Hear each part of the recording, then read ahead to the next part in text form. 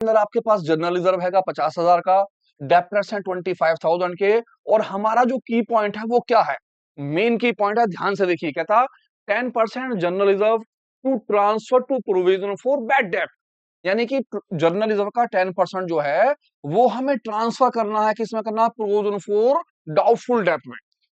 Chapter admission का हो, retirement का हो या डेथ का हो, किसी का भी हो, हम इस पॉइंट को किस तरह से डिवाइड करेंगे, कैपिटल अकाउंट के अंदर या रिवैल्यूएशन अकाउंट के अंदर। अगर आप बैलेंस शीट बना रहे हैं तो ये पॉइंट बैलेंस शीट में किस तरह से जाएगा, ध्यान से देखते हैं। सबसे पहले हम जनरल रिजर्व का 10% निकाल लेंगे। मेरा जो जनरल रिजर्व है उसकी अमाउंट मेरे पास है 50,000 रुपए की। मैंने 50,000 रुपए का सबसे पहले 10% निकाल लिया। इसका मतलब हुआ कि 10% निकालने के बाद मेरी जो अमाउंट निकल के आई वो निकली कितने की, 5,000 की। मीन्स 10% 5,000 रुपए निकले। आप क्या करेंगे, जो आपके जर्नल रिजर्व दे रखा है उस जर्नल रिजर्व में से ये 5,000 कर लेंगे माइनस। जर्नल रिजर्व आपका 50,000 रुपए का है, 50,000 में से 5,000 आप कर देंगे माइनस। अब जो आपकी अमाउंट बैठेगी वो बैठेगी 45,000 की, और इस पैसे को दोनों पार्टनर्स में ए और बी में क्या कर लेंगे, डिवाइड 3 और 2 में। अगर आपका ये पॉइंट नहीं होता है तो आप पूरे के पूरे 50,000 कैपिटल अकाउंट में डिवाइड करते हैं। अब क्योंकि आपके पास उसने बोला 10% जनरल रिजर्व हमें ट्रांसफर करना प्रोविजन फॉर डाउटफुल डेट में, तो हम सबसे पहले 10% निकाल लेंगे रिजर्व का। अपने रिजर्व में से वो 10% का पैसा माइनस कर लेंगे, जो आपकी अमाउंट निकल के आएगी इसे डिवाइड कर देंगे ए में, यानी 45,000 को मैं डिवाइड करूंगा किस रेशियो में, ओल्ड रेशियो में, 3/5। अगर एडमिशन है तो 2 पार्टनर्स में डिवाइड करेंगे, अगर रिटायरमेंट है तो 3 पार्टनर्स में डिवाइड करेंगे, अगर डेथ होगी तो 1 पार्टनर्स में डिवाइड करेंगे। अब मैंने 5 से डिवाइड करा, 5 9 जा 9 3 जा 27,000 इसके आ गए, और 9 दूनी 18, 18,000 इसके निकल कर आए पैसे। ये तो रही कैलकुलेशन। अब इस चीज को आप कैसे कैसे भरेंगे, मेरे पास 3 अकाउंट्स हैं। सबसे पहले रिवैल्यूएशन अकाउंट, ये वाला पॉइंट रिवैल्यूएशन अकाउंट में नहीं आएगा, नंबर 1। दूसरा कैपिटल अकाउंट, आप कैपिटल अकाउंट के बाय में लिखेंगे, लिखेंगे बाय जर्नल रिजर्व, जैसे आप लिखते थे वैसे ही। और जर्नल रिजर्व में आपकी ये अमाउंट आएगी 27,000 और 18,000 रुपीज। आप यहां लिख दोगे ए के कॉलम में 27,000 और बी के कॉलम में 18,000 रुपए। अगर एडमिशन है तो 2 में डिवाइड, क्योंकि पार्टनर्स हमारे 2 हैं पुराने वाले।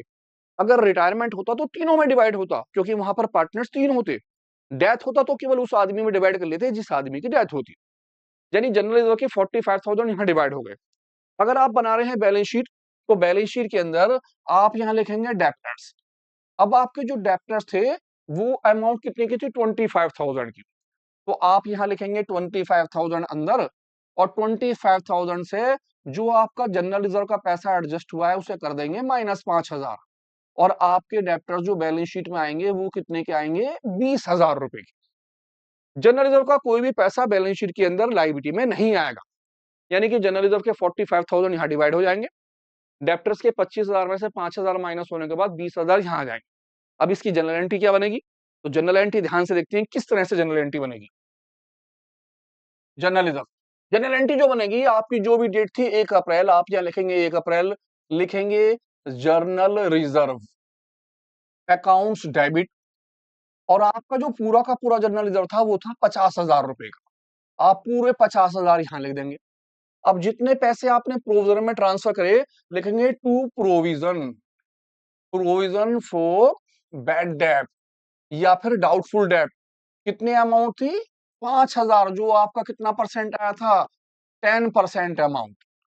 अब बाकी जो बचे हुए पैसे थे आपने उसे लिख दिया टू ए कैपिटल, और ए कैपिटल में कितनी अमाउंट थी, 27,000 रुपीज, और यहां लिखा आपने टू बी कैपिटल, और बी कैपिटल में आपकी अमाउंट कितने की हो गई, 18,000 रुपीज, और आपने नरेशन लिख दी बीइंग जर्नल रिजर्व डिवाइड, और किस में कर दिया आपने, ओल्ड रेशो में। ध्यान रहे ये हमेशा ओल्ड रेशो में डिवाइड होगा।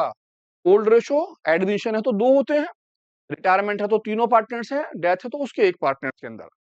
क्या आप जानते हैं अगर workman compensation reserve balance sheet में दिया हो तो ट्रीटमेंट क्या करेंगे, देखिए क्वेश्चन किस तरह से होता है। कहता है ए और बी पार्टनर्स हैं, शेयरिंग प्रॉफिट जो है कितने के, 3:2 के। दे एडमिट सी, इन्होंने सी को एडमिट करा, एडमिशन हो, रिटायरमेंट हो या डेथ हो, सब में रिवैल्यूएशन में वर्कमैन कंपनसेशन की कंडीशन सेम रहती है। बस इतना है कि अगर एडमिशन होगा तो 2 में डिवाइड होगा, रिटायरमेंट है तो 3 में डिवाइड होगा। कहता अगर बैलेंस शीट के अंदर वर्कमैन कंपनसेशन दे रखा हो तो क्या करेंगे आप? इस कंडीशन के अंदर आप वर्कमैन कंपनसेशन को पार्टनर्स कैपिटल अकाउंट के क्रेडिट साइड में यानी कि बाय में डिवाइड करते हैं। आप लिखते हैं वर्कमैन कंपनसेशन रिजर्व और जितनी भी अमाउंट होती है 20,000 उनके ओल्ड रेशियो में डिवाइड कर देते हैं। मेरी जो अमाउंट है वो कितने की है? 20,000 रुपीज। इस 20,000 को मैं दोनों पार्टनर्स के 3:2 में डिवाइड कर दूंगा। जब मैं 3 और 2 में डिवाइड करूंगा मेरी इसकी अमाउंट जो आ जाएगी 12,000 रुपए और इसकी अमाउंट कितने की आ जाएगी? 8,000 रुपए की। और ये वर्कमैन का पैसा ना तो बैलेंस शीट में आता ना रिवैल्यूएशन अकाउंट में आता, केवल कैपिटल अकाउंट में डिवाइड करा जाता। ये कंडीशन फर्स्ट है। इसी के साथ देखते हैं कि इसकी जनरल एंट्री क्या बनेगी। अगर जनरल एंट्री बनाने के नहीं आता है तो हम एंट्री बनाते हैं जो भी आपकी डेट होती है 1 अप्रैल। आप लिखते हैं वर्कमैन कंपनसेशन रिजर्व डेबिट। आपकी जो अमाउंट थी वर्कमैन कंपनसेशन की थी 20,000 रुपए की, आपने 20,000 लिख दिए और जिन जिन में आपने डिवाइड करा है उसका नाम 2A कैपिटल यानी कि पहले वाले पार्टनर्स का नाम और 2B कैपिटल यानी कि दूसरे वाले पार्टनर्स का नाम और पहले वाले पार्टनर्स के हिस्से में आपके आए थे 12,000 रुपए और दूसरे वाले पार्टनर्स के हिस्से में आए थे 8,000 रुपए और आपकी नरेशन बन गई। नरेशन लिख देंगे being workman compensation reserve divide. आपने डिवाइड कर दिया ओल्ड रेशो 3:2 में। अब ये ध्यान रखिए कि वर्कमैन कंपनसेशन हो या जनरल रिजर्व हो, दोनों के दोनों ओल्ड रेशो में डिवाइड होने हैं। क्या आप जानते हैं कि वर्कमैन कंपनसेशन अगर आपको बैलेंस शीट में भी दे रखा हो और एडजस्टमेंट में भी दे रखा हो तो इसकी जनरल एंट्री क्या बनेगी और आप पार्टनर्स कैपिटल अकाउंट या रिवैल्यूएशन अकाउंट में क्या क्या करेंगे? तो देखते हैं। सबसे पहले कहता ए और बी पार्टनर्स हैं, शेयरिंग प्रॉफिट रेशियो जो है कितने के हैं? 3 और 2 के। इन्होंने सी को एडमिट करा और बैलेंस शीट के अंदर वर्कमैन कंपनसेशन है 20,000 रुपए का और साथ में उसने बोला था liability of workman compensation for determined at 5,000 rupees. 20,000 का वर्कमैन कंपनसेशन बैलेंस शीट के अंदर है और 5,000 रुपए डिटरमाइन करने हैं। इसका मतलब ये हुआ कि आप 20,000 में से 5,000 को क्या कर लेंगे? माइनस। आपके जो 20,000 रुपए वर्कमैन कंपनसेशन के हैं 20,000 उसमें से आप एडजस्टमेंट वाले 5,000 कर देंगे माइनस और जो आपकी अमाउंट आ रही है 15,000 रुपए की, इस पैसे को आप पार्टनर्स कैपिटल अकाउंट में डिवाइड करेंगे। आप लिखेंगे क्रेडिट साइड में वर्कमैन कंपनसेशन डेबिट 15,000 रुपए और कर देंगे 3 और 2 में डिवाइड। जब आप 3 2 में करेंगे 5 से डिवाइड कर 3 3 3 जा 9, आपकी अमाउंट आ गई ए के हिस्से में 9,000 और 3 2 जा 6 इसके हिस्से में आ गए 6,000 रुपए। 9,000 रुपए ए के पार्टनर्स के में और 6,000 रुपए बी पार्टनर्स में। एडमिशन था तो दोनों के रेशो में डिवाइड कर दिया। अब अगर आप बना रहे हैं बैलेंस शीट तो वर्कमैन कंपनसेशन के अंदर जो आपका एडजस्टमेंट वाला अमाउंट है कितना? 5,000 रुपीज का, इस अमाउंट को आप यहां पर शो कर देते हैं। इसका मतलब यह हुआ कि पार्टनर्स कैपिटल अकाउंट में पैसे माइनस करके डिवाइड करे जाएंगे, जो पैसे नीचे आ रहे होंगे और बाकी का पैसा बैलेंस शीट में आएगा। अब रही इसकी जनरल एंट्री, तो जनरल एंट्री ध्यान से देखते हैं कि अगर हमें जनरल एंट्री बनानी हुई तो हम क्या जनरल एंट्री बनाएंगे? 1 अप्रैल के अंदर आप लिखेंगे वर्कमैन कंपनसेशन रिजर्व डेबिट। आपका जो वर्कमैन कंपनसेशन था वो कितने रुपए का था? आपका 20,000 का और कितने का क्लेम है? 5,000 रुपीज का। तो यहां हमने लिखा 20,000 रुपीज और जो हमारा क्लेम था उसे नीचे ले लेंगे, लिखेंगे to claim on workman compensation reserve. कितने रुपए का क्लेम है? 5,000 रुपए का। अब 20,000 में से 5,000 माइनस हो गए और बाकी का पैसा आप कर लेते हैं डिवाइड किस किस में? ए कैपिटल में और 2B कैपिटल में। तो इसी में आप जनरल एंट्री बना देंगे। 15,000 रुपयों को डिवाइड कर देंगे 3/5 ओल्ड रेशो में और 15,000 को आप डिवाइड कर देंगे 2/5 ओल्ड रेशो में, यानी कि इसकी अमाउंट आ गई आपकी 9,000 रुपीज और इसकी अमाउंट आ गई आपकी 6,000 और आप नरेशन लिख देंगे being workman compensation reserve divide. आप इसे कर देंगे डिवाइड, खत्म हुआ काम। वर्कमैन कंपनसेशन आपकी बैलेंस शीट में तो कम अमाउंट का हो और एडजस्टमेंट में ज्यादा अमाउंट का दे रखा हो तो आप इसकी ट्रीटमेंट क्या करेंगे? सबसे पहले जो भी आपके वर्कमैन कंपनसेशन किसमें दिए हैं? बैलेंस शीट में। आप उस पैसे को लिखेंगे। इस पैसे में से जो आपका एडजस्टमेंट वाला वर्कमैन कंपनसेशन है इस पैसे को कर देंगे माइनस। अब आपके 10,000 रुपए जो आ रहे हैं वो किस चीज के आ रहे हैं? माइनस के। इसका मतलब ये हुआ कि आपके पास 20,000 रुपए तो हैं, लेकिन आपके ऊपर जो क्लेम है, जो किसी को पैसे देने हैं, वो 30,000 देने हैं। तो 20,000 तो आपके खत्म हो चुके हैं, 10,000 रुपए आपको अभी और लेकर आने हैं। इस कंडीशन के अंदर जब आपको पैसे और लाने होते हैं तो वो रिवैल्यूएशन के टू में आते हैं, यानी डेबिट साइड। आप लिखते हैं workman compensation reserve account debit. कौन सी साइड में है? डेबिट साइड में 10,000 रुपए। और ये पैसे कैपिटल अकाउंट के अंदर नहीं आते, आप कैपिटल अकाउंट में इस पैसे को नहीं लिखते, लेकिन ये पैसा बैलेंस शीट में आता है। आप लिखते हैं वर्कमैन कंपनसेशन, और कौन सा वाला? एडजस्टमेंट वाला पैसा। कितना? अराउंड 30,000 रुपए। कब? अगर आप बैलेंस शीट बना रहे हैं तो। अब रही जनरल एंट्री की बात, जनरल एंट्री कैसे बनाई जा? तो जनरल एंट्री के लिए देखते हैं कि हमारी हम क्या बनाएंगे। लिखेंगे सबसे पहले 1 अप्रैल, आप लिखेंगे वर्कमैन कंपनसेशन रिजर्व डेबिट।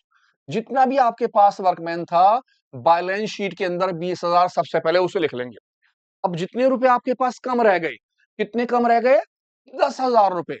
इस अमाउंट को आपने किस में लिखा था? रिवैल्यूएशन में। आप लिखेंगे रिवैल्यूएशन, रिवैल्यूएशन अकाउंट डेबिट। और ये जो पैसा कहलाएगा, ये कहलाएगा वर्कमैन कंपनसेशन रिजर्व क्लेम। आपका जो क्लेम हो गया सारा, दोनों को जोड़ के कितने का हो गया? 30,000 रुपए का। और नरेशन हो गई being workman compensation reserve adjust. आपने इस पैसे को क्या कर लिया? एडजस्ट कर लिया। एंट्री वर्कमैन कंपनसेशन, जितने पैसे आपके बैलेंस शीट के हैं वो 20,000 आ गए। जितने की आपको जरूरत है 10,000 और, वो किसके थ्रू आ गए? रिवैल्यूएशन के थ्रू आ गए। और टू वर्कमैन कंपनसेशन क्लेम 30,000 रुपए। क्या आप जानते हैं कि वर्कमैन कंपनसेशन अगर आपको बैलेंस शीट में भी दे रखा हो और एडजस्टमेंट में भी दे रखा हो, तो इसकी जनरल एंट्री क्या बनेगी? और आप पार्टनर्स कैपिटल अकाउंट या रिवैल्यूएशन अकाउंट में क्या क्या करेंगे? तो देखते हैं। सबसे पहले कहता है ए और बी पार्टनर्स हैं, शेयरिंग प्रॉफिट रेशियो जो है कितने के हैं? 3 और 2 के। इन्होंने सी को एडमिट करा और बैलेंस शीट के अंदर वर्कमैन कंपनसेशन है 20,000 रुपए का। और साथ में उसने बोला था liability of workman compensation for determined at 5,000 rupees. 20,000 का वर्कमैन कंपनसेशन बैलेंस शीट के अंदर है और 5,000 रुपए डिटरमाइंड करने हैं। इसका मतलब ये हुआ कि आप 20,000 में से 5,000 को क्या कर लेंगे? माइनस। आपके जो 20,000 रुपए वर्कमैन कंपनसेशन के हैं, 20,000, उसमें से आप एडजस्टमेंट वाले 5,000 कर देंगे माइनस। और जो आपकी अमाउंट आ रही है 15,000 रुपए की, इस पैसे को आप पार्टनर्स कैपिटल अकाउंट में डिवाइड करेंगे। आप लिखेंगे क्रेडिट साइड में वर्कमैन कंपनसेशन डेबिट 15,000 रुपए, और कर देंगे 3 और 2 में डिवाइड। जब आप 3 2 में करेंगे, 5 से डिवाइड कर 3 3 3 जा 9, आपकी अमाउंट आ गई एक के हिस्से में 9,000 और 3 2 जा 6, इसके हिस्से में आ गए 6,000 रुपए। 9,000 रुपए ए के पार्टनर्स के में और 6,000 रुपए बी पार्टनर्स में। एडमिशन था तो दोनों के रेशो में डिवाइड कर दिया। अब अगर आप बना रहे हैं बैलेंस शीट, तो वर्कमैन कंपनसेशन के अंदर जो आपका एडजस्टमेंट वाला अमाउंट है कितना? 5,000 रुपीज का, इस अमाउंट को आप यहां पर शो कर देते हैं। इसका मतलब यह हुआ कि पार्टनर्स कैपिटल अकाउंट में पैसे माइनस करके डिवाइड करे जाएंगे, जो पैसे नीचे आ रहे होंगे, और बाकी का पैसा बैलेंस शीट में आएगा। अब रही इसकी जनरल एंट्री, तो जनरल एंट्री ध्यान से देखते हैं कि अगर हमें जनरल एंट्री बनानी हुई तो हम क्या जनरल एंट्री बनाएंगे। 1 अप्रैल के अंदर आप लिखेंगे वर्कमैन कंपनसेशन रिजर्व डेबिट। आपका जो वर्कमैन कंपनसेशन था वो कितने रुपए का था? आपका 20,000 का। और कितने का क्लेम है? 5,000 रुपीज का। तो यहां हमने लिखा 20,000 रुपीज, और जो हमारा क्लेम था उसे नीचे ले लेंगे, लिखेंगे to claim on workman compensation reserve. कितने रुपए का क्लेम है? 5,000 रुपए का। अब 20,000 में से 5,000 माइनस हो गए, और बाकी का पैसा आप कर लेते हैं डिवाइड किस किस में? ए कैपिटल में और टू बी कैपिटल में। तो इसी में आप जनरल एंट्री बना देंगे। 15,000 रुपयों को डिवाइड कर देंगे 3/5 ओल्ड रेशो में, और 15,000 को आप डिवाइड कर देंगे 2/5 ओल्ड रेशो में। यानी कि इसकी अमाउंट आ गई आपकी 9,000 रुपीज और इसकी अमाउंट आ गई आपकी 6,000। और आप नरेशन लिख देंगे being workman compensation reserve divide. आप इसे कर देंगे डिवाइड। खत्म हुआ काम। क्या आपको पता है कि वर्कमैन कंपनसेशन अगर बैलेंस शीट में कम अमाउंट का हो और एडजस्टमेंट के अंदर ज्यादा अमाउंट का दे रखा हो तो क्या ट्रीटमेंट करती हैं?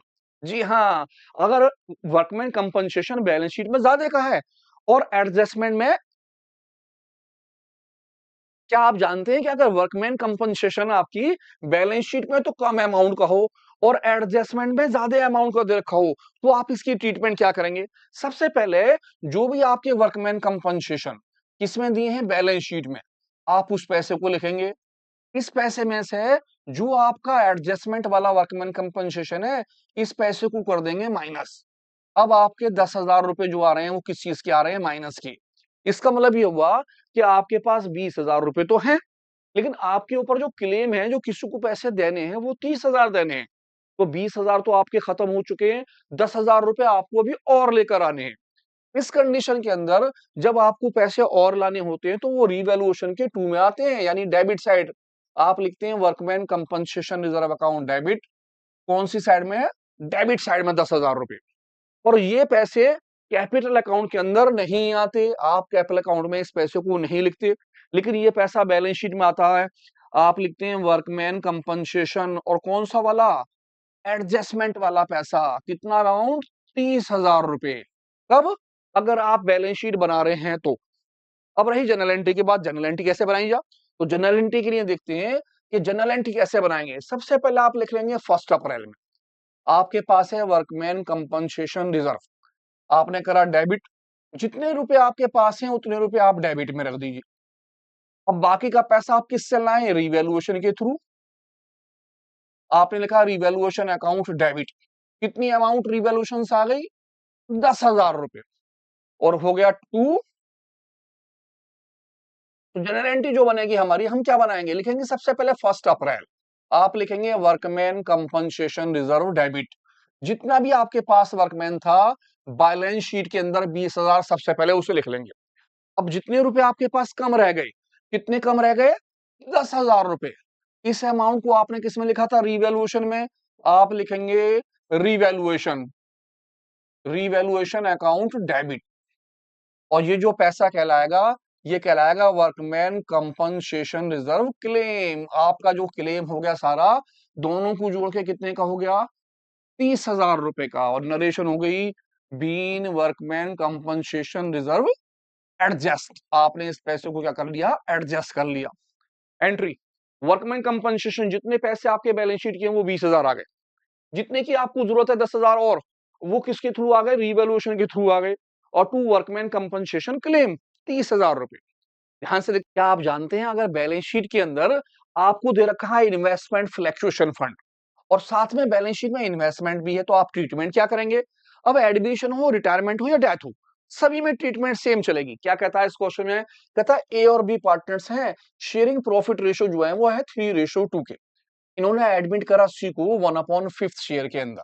अब आपके पास वर्कमैन कंपनसेशन रिजर्व है और एडजस्टमेंट के अंदर कुछ भी नहीं लिख रहा। समझ लीजिए यहाँ पर कुछ लिखा ही नहीं है, खाली लिखा है वर्कमैन कंपनसेशन फंड। तो सबसे पहले आप इस वर्कमैन कंपनसेशन को दोनों में डिवाइड कर लेंगे। अमाउंट 5,000 की है और इसकी जो जनरल एंट्री बनेगी आप बनाएंगे 1 अप्रैल के अंदर। लिखेंगे आप इन्वेस्टमेंट फ्लैक्चुएशन फंड और आपका जो फंड था उसे लिखेंगे डेबिट। अमाउंट आ गई आपकी 5,000 रुपीज की। और दोनों पार्टनर्स के ओल्ड रेशियो में 2A कैपिटल, इसमें डिवाइड कर देंगे और यहां लिखेंगे 2B कैपिटल। आप बी कैपिटल में डिवाइड कर देंगे, यानी कि 5,000 रुपए को आप कर देंगे 3/5 और 5,000 रुपए को आप कर देंगे 2/5। जब आप काटेंगे तो इसकी अमाउंट आपकी आ गई 3,000 रुपए और इसकी अमाउंट कितने की आ गई? 2,000 रुपए की। आप नरेशन लिख देंगे being investment fluctuation fund divide. कौन से रेशो में? ओल्ड रेशो में। ये आपका ओल्ड रेशो में डिवाइड होगा।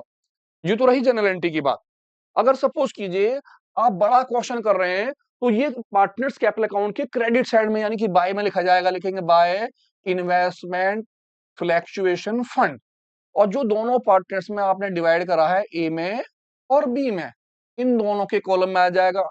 और बैलेंस शीट में आपका जो इन्वेस्टमेंट था वो इन्वेस्टमेंट एज इट इज आ जाएगा, जितनी रुपए थी उतनी रुपए की अमाउंट का। जब आपको investment fluctuation fund balance sheet के अंदर दे रखा हो और साथ ही आपको दे रखी हो मार्केट वैल्यू इन्वेस्टमेंट की, तो आप क्या ट्रीटमेंट करेंगे? सबसे पहले आप देखेंगे आपका इन्वेस्टमेंट है कितने का। जितने का भी आपका इन्वेस्टमेंट की अमाउंट है, उस अमाउंट को आप लिख लेंगे। अब आप देखेंगे कि आपका जो है मार्केट प्राइस यानी मार्केट वैल्यू कितने रुपए की है, तो मार्केट वैल्यू की अमाउंट को इसमें से कर देंगे माइनस। अब आपने माइनस करा तो पता चला कि आपकी मार्केट वैल्यू 2000 से क्या हो गई है, डाउन हो गई है। अब ये जो पैसे 2000 रुपए डाउन हुए हैं, ये पैसा आप अपने इन्वेस्टमेंट फ्लक्चुएशन फंड से कवर कर सकते हैं।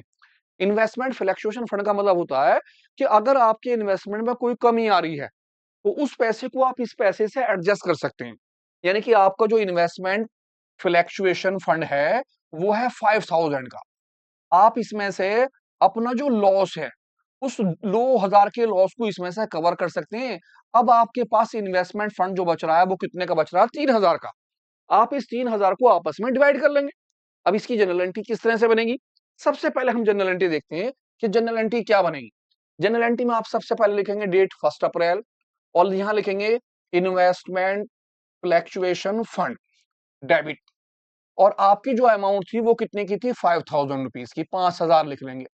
अब जो आपका लॉस था, आप उस लॉस को लिखेंगे, लिखेंगे टू इन्वेस्टमेंट, क्योंकि आपके इन्वेस्टमेंट के पैसे कम हो गए और वो कितने की हो गई? 2000 रुपए की।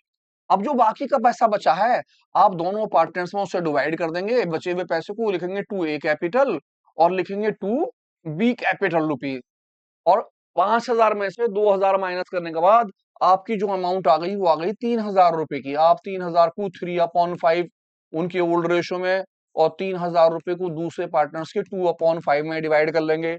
5 छंग 30, 6 18, 1800 रुपए, और दूसरे के आ गए 1200 रुपए। और आप नरेशन लिख देंगे, being investment fluctuation fund divide, और किस में कर दिया आपने? ओल्ड रेशो 3:2 के अंदर। ये तो ट्रीटमेंट है जनरल रिजर्व के, जनरल एंट्री की। अगर सपोज कीजिए यही कंडीशन, जो आपके पास कंडीशन है, ये कंडीशन आ जाती है आपके बड़े वाले क्वेश्चन में, तो इसकी ट्रीटमेंट हम किस तरह से करेंगे? कौन कौन से अकाउंट्स में? आपका सबसे पहले पार्टनर्स कैपिटल अकाउंट के अंदर, आप पार्टनर्स कैपिटल अकाउंट के अंदर यहां लिख लेंगे बाय इन्वेस्टमेंट फ्लक्चुएशन फंड। और जो पैसे आपके बचे हुए हैं, जो आपके पैसे बच रहे थे 3000 रुपए, आप दोनों में आपने कितने कितने बांटे? 1800 रुपए और 1200 रुपए, क्योंकि 5000 में से आपने 3000 को माइनस कर लिया, जो आपका क्या चीज था? लॉस। और आपको 3 और 2 में डिवाइड कर लेना है। बस ये ट्रीटमेंट। अब वो पैसा आपका रिवॉल्यूशन अकाउंट में नहीं आएगा। अगर इन्वेस्टमेंट फ्लक्चुएशन फंड आपको दे रखा है किसके अंदर? बैलेंस शीट के अंदर, और साथ ही आपको दिया मार्केट वैल्यू, तो ट्रीटमेंट क्या होगी? कहता हमारे पास इन्वेस्टमेंट है 75,000 का और मार्केट वैल्यू रह गई है 69,000 की। तो सबसे पहले आप लिखेंगे इन्वेस्टमेंट के पैसे। आपने देखा इन्वेस्टमेंट आपका जो है वो है 75,000 का। अब जो आपकी मार्केट वैल्यू है, उस मार्केट वैल्यू को इसमें से कर लेंगे माइनस। आपकी मार्केट वैल्यू है 69,000। इस हिसाब से आपका 6000 का क्या हो रहा है? लॉस हो रहा है। और हम क्या करते हैं, जो लॉस होता है उस लॉस को किससे कवर करते हैं? इन्वेस्टमेंट फ्लक्चुएशन फंड से। क्योंकि इन्वेस्टमेंट फ्लक्चुएशन फंड का मतलब होता है कि आपका जो लॉस हो रहा हो इन्वेस्टमेंट में, आप उस हिस्सा को कवर कर लीजिए। अब मैं अगर इससे कवर करता हूं तो मेरे पास तो कुल 5000 रुपए हैं, जबकि मेरे पास लॉस जो है कितने का? 6000 का। अब इस कंडीशन में जनरल एंट्री क्या बनाई आप? तो सबसे पहले जनरल एंट्री बनाते हैं और फिर करते हैं इसकी ट्रीटमेंट। जनरल एंट्री बनाने के लिए सबसे पहले आपको लिखनी पड़ेगी डेट। आप लिखेंगे 1 अप्रैल। 1 अप्रैल के अंदर आपको जो इन्वेस्टमेंट फ्लक्चुएशन फंड है, आप उसे लिख लेंगे, जितनी भी आपकी अमाउंट थी। कितनी अमाउंट है आपकी? 5000 की। अब जो आपका लॉस है, उस लॉस को आप लिख लेंगे डेबिट में। कितने रुपए का लॉस हो रहा है? 1000 रुपए का। क्यों हो रहा है 1000 का? क्योंकि 6000 का लॉस है, 5000 का मैं कवर कर लूंगा। तो 5000 रुपए अगर मेरे पास हैं, तो 5000 कवर करने के बाद अब भी मेरे पास जो लॉस बचेगा, वो कितने रुपए का लॉस बचेगा? 1000 का। तो मैं अपने लॉस को जो है कहां लिख दूंगा? डेबिट में लिखूंगा रिवैल्यूएशन। आप इस पैसे को रिवैल्यूएशन में लाएंगे, क्योंकि profit and loss revaluation account में आते हैं। और आप यहां लिख देंगे अब टू इन्वेस्टमेंट। अब आपकी जो इन्वेस्टमेंट है, वो कितने का कवर हो जाएगा? 6000 रुपए से बढ़ जाएगा। और नरेशन आपकी आ जाएगी, being investment fluctuation fund adjust, आपने उस पैसे को क्या कर लिया, एडजस्ट कर लिया। ये तो रही किस चीज की बात, जनरल एंट्री की बात। आप चाहें तो रिवोल्यूशन अकाउंट की एक एंट्री और बना सकते हैं। इस रिवोल्यूशन अकाउंट को दोनों पार्टनर्स में डिवाइड कर सकते हैं। क्या एंट्री बनेगी, बनेगी A capital account debit, B capital account debit, आप बी में इसे डिवाइड कर लेंगे, और टू रिवैल्यूएशन, क्योंकि आपका रिवैल्यूएशन का लॉस जो है इससे कवर होगा, और आप इस 1000 को दोनों पार्टनर्स में डिवाइड कर लेंगे। किस रेशो में, 1000 को 3 और 2 में, 3/5, और 1000 रुपए को मैं डिवाइड कर दूंगा 2/5 के अंदर। मेरा हो गया जी 5 दूनी 10, 2 तिया 6, 600 रुपए इनके आ गए और 400 रुपए किसके आ गए, इसकी। इस तरह से आप चाहें तो एक एंट्री भी बना सकते हैं, आप चाहें तो दो एंट्री बना लें, दोनों एंट्री भी आप बना सकते हैं। अब ये ट्रीटमेंट अगर सपोज कीजिए बड़े क्वेश्चन में आ जाती है, तो आप अपनी इस ट्रीटमेंट को किस तरह से ट्रीट करेंगे, वो कहां कहां जाएगा, रिवोल्यूशन में आएगा, कैपिटल अकाउंट में आएगा, या बैलेंस शीट में। सबसे पहले हम रिवोल्यूशन में आते हैं। जो आपका लॉस था आप यहां लिखेंगे टू इन्वेस्टमेंट के नाम से, आपने लिखा इन्वेस्टमेंट, कौन सा वाला लॉस, ये वाला लॉस, जो आपका बाकी का लॉस रह गया है, 1000 रुपए का जो नुकसान हो रहा है, इस 1000 रुपए को आप लिखेंगे यहां पर। अब क्योंकि आपके पास इन्वेस्टमेंट फंड तो बचा नहीं, तो इसी मारे कैपिटल अकाउंट में कुछ भी नहीं आएगा, क्योंकि आपके पास वो बचा ही नहीं है। अब जब आपकी बैलेंस शीट आ जाएगी, तो बैलेंस शीट में आप लिखेंगे इन्वेस्टमेंट, और इन्वेस्टमेंट के पैसे मार्केट वैल्यू वाले लिखे जाएंगे। कितने पैसे हैं मार्केट वैल्यू, 69,000, आप यहां पर 69,000 शो करेंगे। तो ध्यान से देखिए, जानते हैं अगर आपके पास इन्वेस्टमेंट फ्लैक्चुएशन फंड दे रखा हो, और उसी के साथ साथ इन्वेस्टमेंट की कीमत मार्केट प्राइस में ज्यादा दे रखी हो, तो क्या करेंगे। अब क्योंकि आपके पास इन्वेस्टमेंट 75,000 का है, और मार्केट प्राइस जो है क्या है, 78, यानी कि ज्यादा का है, और आपको इसके अंदर 3,000 रुपए का क्या हो रहा है, प्रॉफिट। तो आप इस पैसे को डायरेक्ट रिवैल्यूएशन अकाउंट में दिखाते हैं। क्यों दिखाते हैं, क्योंकि इन्वेस्टमेंट फ्लैक्चुएशन फंड का मतलब होता है कि अगर मेरा इन्वेस्टमेंट और मार्केट प्राइस में कोई लॉस होता है, कोई नुकसान होता है, तो मैं इन्वेस्टमेंट फ्लैक्चुएशन फंड से उसे कवर करता हूं। लेकिन अगर सपोज कीजिए क्या हो जाता है, प्रॉफिट, तो वो प्रॉफिट सीधा रिवैल्यूएशन अकाउंट में आता है। किस तरह से, जब आप कैपिटल अकाउंट बनाएंगे, तो कैपिटल अकाउंट में रिवैल्यूएशन में एसेट्स में इंक्रीजिंग है, आप यहां लिखेंगे बाय इन्वेस्टमेंट, और आपके इन्वेस्टमेंट के जो अमाउंट क्या हुई है, इंक्रीजिंग, कितने की इंक्रीजिंग हुई, 3,000 रुपए की, आप 3,000 रुपए को क्रेडिट साइड में शो कर लेंगे। अब जो आपका इन्वेस्टमेंट फ्लैक्चुएशन फंड है, बट आप उस पैसे को पूरे के पूरे को, कितनी अमाउंट, 5,000 को दोनों पार्टनर्स में 3 और 2 में डिवाइड कर लेंगे। आप यहां लिखेंगे 5,000 रुपीज, और दोनों पार्टनर्स के कौन कौन से रेशो में, 3:2 में, यानी कि इसके 3,000 और दूसरे के 2,000 रुपए दिखा देंगे। और बैलेंस शीट के अंदर अगर आप बैलेंस शीट बना रहे हैं, तो आप लिखेंगे इन्वेस्टमेंट, कौन सा वाला, मार्केट वैल्यू वाला, और मार्केट वैल्यू इन्वेस्टमेंट की कितने की है, 78,000 रुपीज, आप यहां पर 78,000 शो करेंगे। ये तो नहीं बड़े क्वेश्चन की बात। अब रहते हैं जनरल एंट्री के, इसके लिए जनरल एंट्री हम क्या करेंगे, एंट्री बनाएंगे, उसमें हम बनाएंगे इन्वेस्टमेंट फंड की एंट्री। हमने लिखा 1 अप्रैल, और लिखा investment fluctuation fund account debit, आप उस अकाउंट को कर देंगे डेबिट, और अमाउंट कितनी थी आपकी, 5,000 रुपीज, और दोनों पार्टनर्स में डिवाइड कर देंगे टू ए कैपिटल, और लिख देंगे टू बी कैपिटल, दोनों पार्टनर्स में आपने डिवाइड कर लिया। नरेशन आ जाएगी आपकी, being investment fluctuation fund divide, कौन से रेशो में, ओल्ड रेशो में, 3 में और 2 में। जब आप 5,000 को 3 और 2 में डिवाइड करेंगे, तो 5,000 मल्टीप्लाई 3/5, और 5,000 मल्टीप्लाई 2/5, दोनों पार्टनर्स के जो आ गए, इस पार्टनर्स के आ गए 3,000 रुपए, और दूसरे पार्टनर्स के आपके कितने आ गए, 2,000 रुपए। आपकी पहली वाली जो है जनरल एंट्री खत्म। अब दूसरी जनरल एंट्री में क्योंकि इन्वेस्टमेंट के अंदर इंक्रीजिंग हो गई थी, तो हम उसकी एंट्री बनाएंगे। एंट्री बनी इन्वेस्टमेंट अकाउंट्स डेबिट, अब क्योंकि इंक्रीजिंग हुआ तो वो हो जाएगा डेबिट। कितने रुपए से इंक्रीज हुआ था, 3,000 रुपए से। और टू रिवैल्यूएशन, क्योंकि रिवैल्यूएशन अकाउंट्स में हमारा इंक्रीजिंग हुआ था, लिख दिया मैंने टू इन्वेस्ट रिवैल्यूएशन अकाउंट, लिखा बीइंग इन्वेस्टमेंट, आपका क्या हो गया, गेन या एप्रिशिएट। दो एंट्री बन गई। आप चाहे तो तीसरी एंट्री भी बना सकते हैं इस रिवैल्यूएशन अकाउंट को दोनों पार्ट्स में डिवाइड करने की। हेलो फ्रेंड्स, मैं आपके लिए लेके आया हूं इस बार बैड डेब्ट की ट्रीटमेंट। और बैड डेब्ट की सारी ट्रीटमेंट देखने के बाद आप देखेंगे, चाहे वो एडमिशन हो, चाहे वो रिटायरमेंट हो, या डेथ हो, किसी भी चैप्टर के अंदर बैड डेब्ट की ट्रीटमेंट मेन होती है। जब आप यहाँ सारे पॉइंट देख लेंगे तो अच्छी तरह से बैड डेब्ट की ट्रीटमेंट कर पाएंगे। तो ध्यान से देखिए, जुड़े रहिए मेरे साथ। फ्रंट लाइन अकाउंटिंग पे मेरी सबसे पहली ट्रीटमेंट क्या है? कहता A and B are partners हैं, शेयरिंग रेशियो है 3:2 के, दो पार्टनर्स हैं ए और बी। कहता शेयरिंग प्रॉफिट जो है 3:2 का है। और आपकी बैलेंस शीट के अंदर डेप्टर्स आपको देखें, डेप्टर्स 25,000 के, प्रोविजन 5,000 का, और डेप्टर्स आपके पास हैं 20,000। और एडजस्टमेंट के अंदर लिखा है बैड डेप्ट रिटन ऑफ, और साथ में लिखा है बाय जी।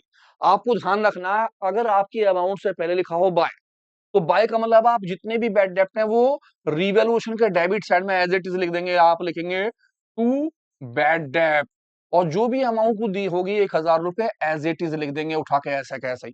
कोई भी चीज चेंज नहीं करनी है जब क्या लिखा होगा बाय। नहीं, इस बार क्या कहता है? इस बार कहता है वो डेप्टर्स हमारे पास 25,000 के हैं, प्रोविजन वही 5,000 रुपए का, और इस बार ट्रीटमेंट है कहता बैड डेप्ट रिटर्न ऑफ, और रिटर्न ऑफ के साथ दिया एट या टू। जब आपको दे रखा हो एट या टू, तो आप निकालेंगे डिफरेंस। किसका डिफरेंस? आप देखेंगे कि आपकी बैलेंस शीट के अंदर जो बैड डेप्ट हैं वो कितने के हैं, और आपकी एडजस्टमेंट के अंदर जो बैड डेप्ट हैं वो कितने के हैं। आप एडजस्टमेंट के बैड डेप्ट में से अपने बैलेंस शीट के पुराने वाले बैड डेप्ट कर देंगे माइनस। अब जो पैसा बच रहा है वो कितना बचा? 1,000। ये बैड डेप्ट आप लिखेंगे। लिखेंगे आप टू बैड डेप्ट। इसका मतलब ये हो गया कि आपको जो है सारे के सारे 6,000 के बैड डेप्ट करने हैं, और ऑलरेडी 5,000 के बैड डेप्ट आप कर चुके हैं। तो आप 6,000 में से 5,000 को क्या कर लेंगे? माइनस।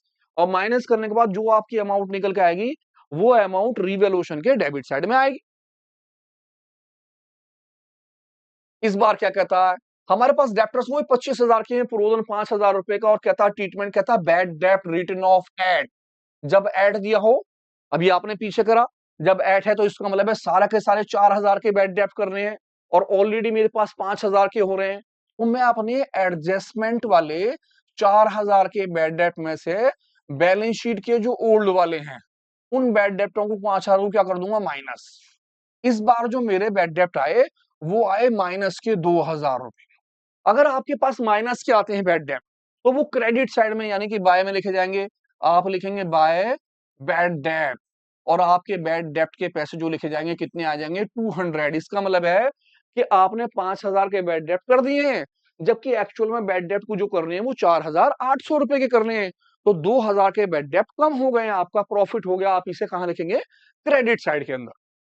25,000 के, प्रोविजन 5,000 का, और बैड डेप्ट में डेप्टर्स हो जाते हैं 20,000 के। कहता बैड डेप्ट रिटर्न ऑफ, और साथ में दिया है एट या टू। जब एट या टू दिया हो तो उसका मतलब ये हुआ कि सारे के सारे बैड डेप्ट 6,000 रुपए के करने हैं, और ऑलरेडी मैं 5,000 के बैड डेप्ट कर चुका हूं। जब आपको एड दिया हो या टू दिया हो, तो आपको डिफरेंस निकालना पड़ता है। आप क्या करते हो? जो आपके एडजस्टमेंट वाले बैड डेप्ट होते हैं, उन पैसे को लिखते हो कि सारे के सारे 6,000 रुपए के बैड डेप्ट हैं। इसके अंदर से आपकी बैलेंस शीट वाले जो ओल्ड वाले होते हैं बैड डेप्ट, आप उस बैड डेप्ट को माइनस कर देते हो 5,000 को। अब आपके कितने? 1,000। इसका मतलब है आपको 1,000 का प्रोविजन और करना है, तो वो पैसे आप टू में लिखते हो, डेबिट साइड में लिखते हो टू बैड डेप्ट। और बैड डेप्ट की अमाउंट कितनी दिखाते हो? 1,000। ऐसा कब होता है? जब एट या टू हो, तो आप इस अमाउंट में से डिफरेंस लेते हैं, अपने एडजस्टमेंट वाले बैड डेप्ट में से बैलेंस शीट के बैड डेप्ट को पुराने वालों को माइनस कर लेते हैं, और जो अमाउंट निकल के आती है उसे कहां दिखाते हैं? डेबिट साइड के अंदर। इसका मतलब है आपको अभी 1,000 के बैड डेप्ट और करने हैं। कहता हमारे पास डेप्टर 45,000 के हैं, 5,000 का प्रोविजन, 40,000 की अमाउंट है। कहता provision for doubtful gap increased. वो कहता इंक्रीज कीजिए, मतलब है कि अभी और कीजिए। जब हमें और करने होंगे तो हम रिवॉल्यूशन के टू में लगाएंगे, लिखेंगे टू बैड डेप्ट। आपके जो बैड डेप्ट होंगे वो टू में आएंगे। और ध्यान रखना है, जब रुपए से पहले बाई दे रखा होगा, जी हाँ, अमाउंट एज इट इज, आप सेम अमाउंट 1,000 ऐसे कैसे लगा देंगे। आप ऊपर वाली अमाउंट को नहीं देखेंगे। इसका मतलब है आपको 1,000 के बैड डेप्ट में प्रोविजन और करना है। डेप्टर्स 45,000 के 5,000 का प्रोविजन है और अमाउंट है 40,000 की। कहता है प्रोविजन फॉर डाउटफुल डेप्ट रिड्यूस। इस बार उसने बोला आपको प्रोविजन रिड्यूस करना है। रिड्यूस का मतलब है आप प्रोविजन ज्यादा कर चुके हैं, आपको कम करना है। जब आप प्रोविजन करते हैं तो आप टू में लगाते हैं, यानी कि डेबिट साइड में। अब आपका प्रोविजन क्या करना है, रिड्यूस। इसे हम कभी कभी एक्सिस भी बोल देते हैं, EXCE, एक्सिस भी आ जाता है। इसका मतलब है प्रोविजन का पैसा कम कीजिए। तो आप कहां लिखेंगे, अपोजिट साइड आप लिखेंगे यहाँ पर टू बैड डेट। और आप ध्यान रखेंगे क्योंकि रुपए से पहले लिखा है बाई, तो अमाउंट आप एज इट इज लिख देंगे 1500 रुपए। अगर यहाँ पर एट या टू होता तो आप डिफरेंस करते, जैसे कैसे कि यहाँ पर है। वो क्या कहता है, कहता है बैड डेट 45,000 और आपका जो है क्या है, वो कहता कहता बैड डेट 45,000 के, प्रोविजन 5,000 का। और वो कहता provision for doubtful date found axis. जब एक्सिस लिखा होगा, जी हाँ, आपको कहां दिखाना होगा, क्रेडिट साइड में। इसका मतलब है आपका प्रोविजन ज्यादा हो रहा है और आपको क्या करना है, कम। कितने रुपए से, 1,000 से। और आप यहाँ लिखेंगे टू बैड डेप्ट, बैड डेप्ट या प्रोविजन के पैसे। और जब बाय लिखा होगा तो अमाउंट एज इट इज लिख देंगे, कितने, 1,000। अब रिड्यूस बोल दे या एक्सिस बोल दे, आपको उस अमाउंट को एज इट इज कहां दिखाना है, क्रेडिट साइड के अंदर। क्या कहता, कहता डेप्टर्स 45,000 के हैं, प्रोविजन 5,000 का। और इस बार क्या उसने बोला, कहता प्रोविजन फॉर डाउटफुल डेप्ट रेज्ड।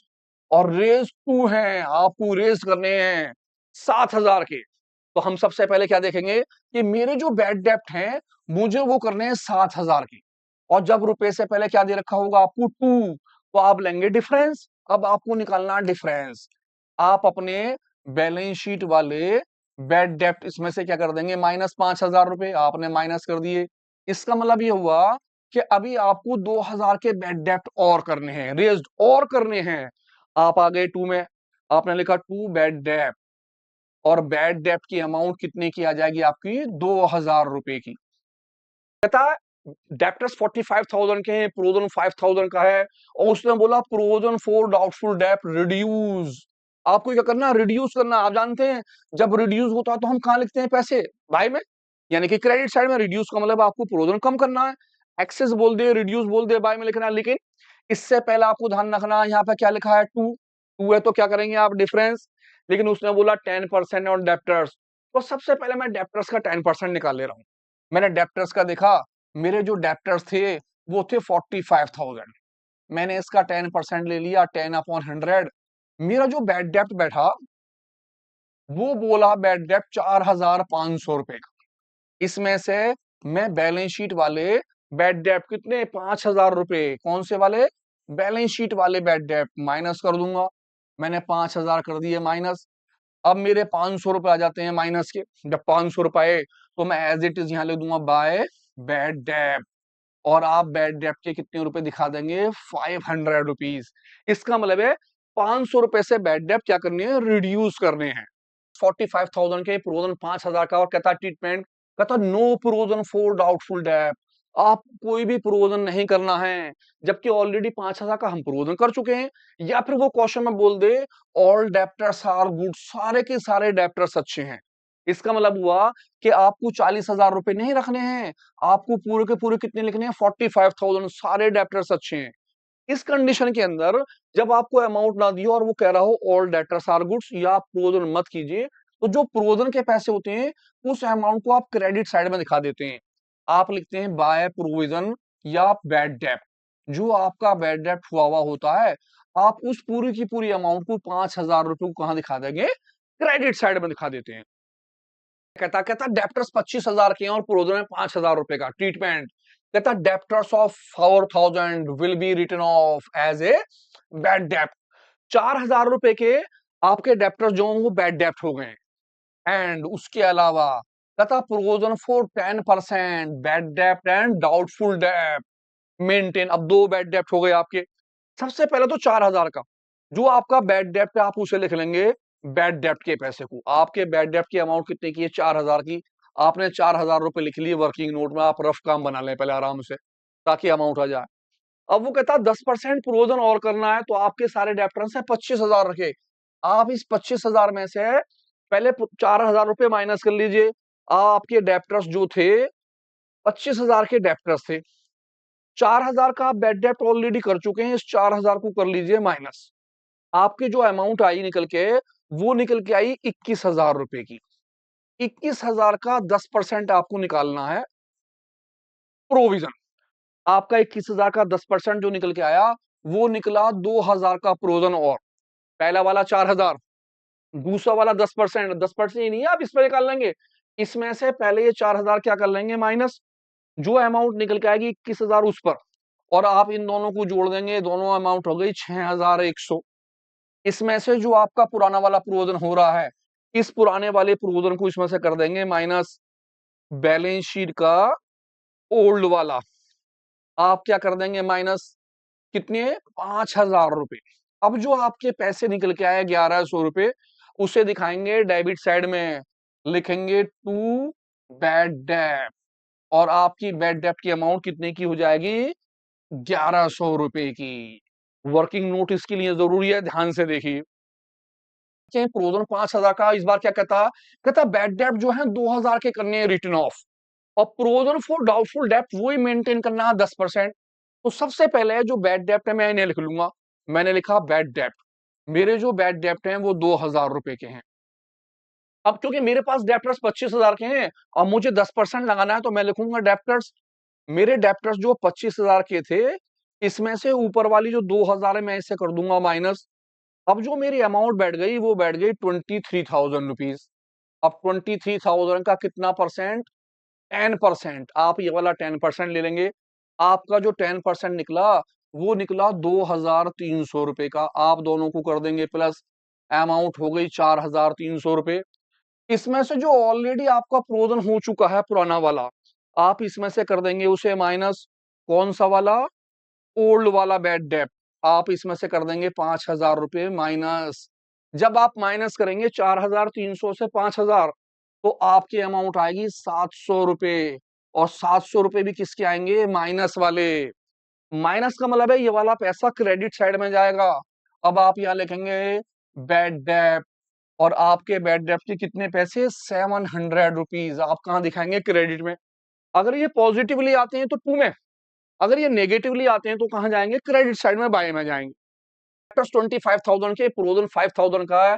कहता debtors amount 3,000 rupees to written off, आपको रिटर्न ऑफ करना है, and provision for doubtful debt is required existing rate. इसका मतलब है आपको परसेंटेज रेट नहीं दे रखा है, आपको परसेंटेज रेट जो लेना है वो ही लेना है जो आपके पास ऑलरेडी लगा हुआ है। अब आपके पास क्या रेट लगा है, आपके पास परसेंटेज रेट क्या है, तो आप देखिए, इसने बोला यहाँ 5,000। अब 25 का 5,000 जो होगा वो कितना परसेंट रहा होगा, तो हम क्या करेंगे, इस 5,000 में 25,000 से निकाल लेंगे। आप लिखिए 5,000 मल्टीप्लाई 100 और डिवाइड कर दीजिए वैल्यू 25,000 का। जब मैंने 25,000 का डिवाइड करा, तो मेरा गया 5 बार, और 5 से गया 20। इसका मतलब है मेरा जो रेट लगा हुआ है वो कितना परसेंट है, 20%। यानी बैड डेट का जो परसेंटेज है वो कितना परसेंट है, 20%। किस तरह से निकाला, सबसे पहले जो भी आपका प्रोविजन दे रखा है, आप उस प्रोविजन को लीजिए, मल्टीप्लाई कीजिए 100 अपॉन आपके जो डेप्टर्स हैं, उस डेप्टर्स का डिवाइड कर लीजिए, और आपका जो है क्या निकल के आ जाएगा, परसेंटेज। आपका जो परसेंटेज रेट है वो ही रहेगा जो पुराना वाला चल रहा है। अब लगाते हैं, सबसे पहले तो ये वाले हम लिखते हैं बैड डेट, जो हमने रिटर्न ऑफ करे हैं बैड डेट। आपके बैड डेट कितने के हैं, 3,000 रुपए के। उसके बाद मैंने देखा डेप्टर्स, मेरे जो डेप्टर्स थे वो ऊपर डेप्टर्स हैं 25,000 के। मैं इस 25,000 के बैड डेप्ट में से ये वाले 3,000 रुपए क्या कर दूंगा, माइनस। माइनस करने के बाद मेरी अमाउंट आई 22,000 रुपीज। इसका मैं कितना परसेंट लूंगा, 20%, क्योंकि मुझे जो रेट दिया है उसने वो दिया है कितना परसेंट का, 20% का। एक जीरो से एक जीरो गई, दूसरी से जीरो, मेरा आ गया 4,400 रुपए, 4,400 रुपए का। इसके बाद मैंने दोनों को प्लस कर लिया, 4,000 और 3, 7,400 रुपए। और इसमें से जो पुराना वाला मेरा बैड डेप्ट है, मैं इस पैसे को क्या कर दूंगा, ओल्ड वाले को माइनस। मैंने ओल्ड वाले बैड डेप्ट के पैसे इसमें से कर दिए 5,000 माइनस। अब मेरा वो अमाउंट आ रहा पॉजिटिवली, जो पॉजिटिवली अमाउंट आ रहा है मैं उसे टू में लिखूंगा, और टू लिखूंगा टू बैड डेप्ट, और बैड डेप्ट की अमाउंट मेरी हो जाएगी 2,400 रुपए। अब ऐसी ट्रीटमेंट तो हमने इससे दो स्टेटमेंट पहले भी देखी थी, लेकिन वहां पर ये परसेंटेज रेट आपको नहीं दिया था।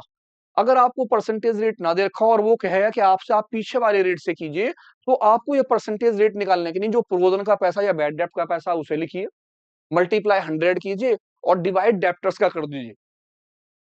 प्रोविजन का पैसा जो आपका प्रोविजन की अमाउंट थी आप उस पैसे को लिखिए, मल्टीप्लाई 100 कीजिए और जो आपके डेप्टर्स थे उस डेप्टर्स का डिवाइड कर दीजिए, आपका परसेंटेज रेट निकल के आ जाएगा। तो ध्यान से देखिए, सबसे ज्यादा ट्रीटमेंट जो होती है वो बैड डेप्ट की होती है, आप मानते हैं।